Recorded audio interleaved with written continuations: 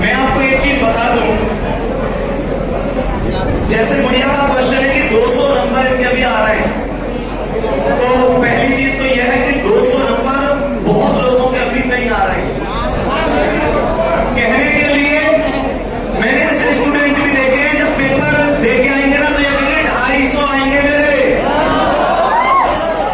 Answer की जब आती है तो 220 रह जाए, और जब रिजल्ट आवे ना मेरिट 190 में लगे तो भी एक नंबर पे रह जाए। ऐसा होता है कि नहीं? गुड़िया तुम्हारे वास्तव में 200 आ रहे हैं ना? ठीक है, अब मेरी बात सुनो बहुत ध्यान से। रीजनिंग और मैथ दो चीजों में एक काम आज जाते ही कर देना, स्कोर बढ़ जाएगा। अपने रीजनिंग और मैथ के हर एक टॉपिक को 3 कैटेगरी में बांटना है, A B C. A category में उन टॉपिकों को रख दो जो तुम्हारे ऐसे कि भैया यहां से तो छाती ठोक के कह सकूं एक सिंगल क्वेश्चन गलत नहीं होगा।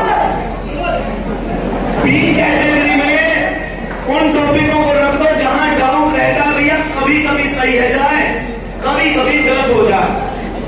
और सी कैटेगरी में उन्हें रख दो कि भैया यहां से तो क्वेश्चन देख के बस यू मन करे आगे बढ़ जा। एक बात बताओ, आदमी अपने आप को जितना बेहतर जान सकता है क्या कोई दूसरा उसे जान सकता है? तुम्हारी कमजोरी तुमसे बेहतर कोई नहीं जानता, तुम्हारी ताकत तुमसे बेहतर कोई नहीं जानता। तुम में से बहुत सारे दोस्त ऐसे हैं जो बार बार उन चीजों को पढ़ते हैं जो उनको पहले से ही आती है। जो ए कैटेगरी है उसे पढ़ना बंद कर दो अभी। ए कैटेगरी कौन सी थी? जो तुम्हारे ऐसे टॉपिक थे जो तुम पे बढ़िया तरीके से आते हैं, समझ रहे हैं ना? ए कैटेगरी को केवल जैसे प्रैक्टिस सेट लगा रहे हैं या बीच में कोई क्वेश्चन किसी बच्चे ने डिस्कस कर लिया, मॉक टेस्ट लगा दिया, वहां करो, अलग से मत पढ़ो। अभी तुम्हारा काम होना चाहिए बी कैटेगरी पे, जो ऐसे कभी सही हो जाए कभी गलत हो जाए।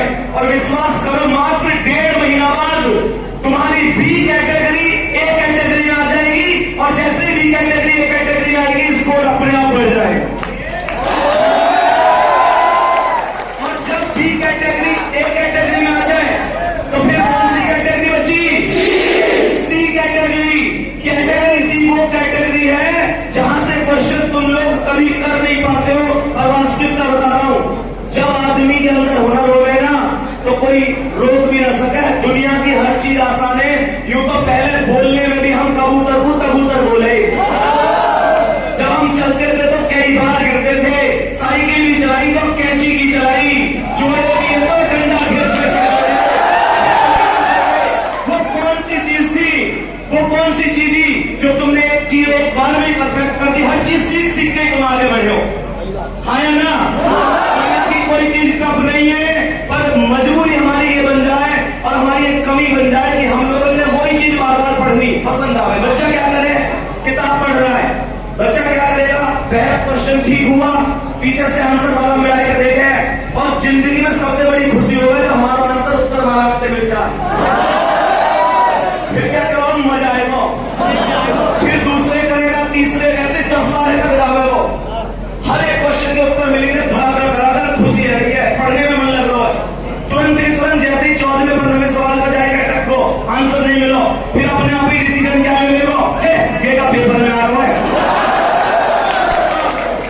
सबसे पहली चीज तो अपने आप में इतना विद्वान नहीं बनना है कि ये का पेपर में आ रहा है। तुम कौन जिन्हें पता है पेपर, फिर तो 150 सवाल नहीं पढ़ लो जो पेपर में आ रहा है, हाँ या ना? कहने का मतलब ये है इस चीज से बाहर निकलो।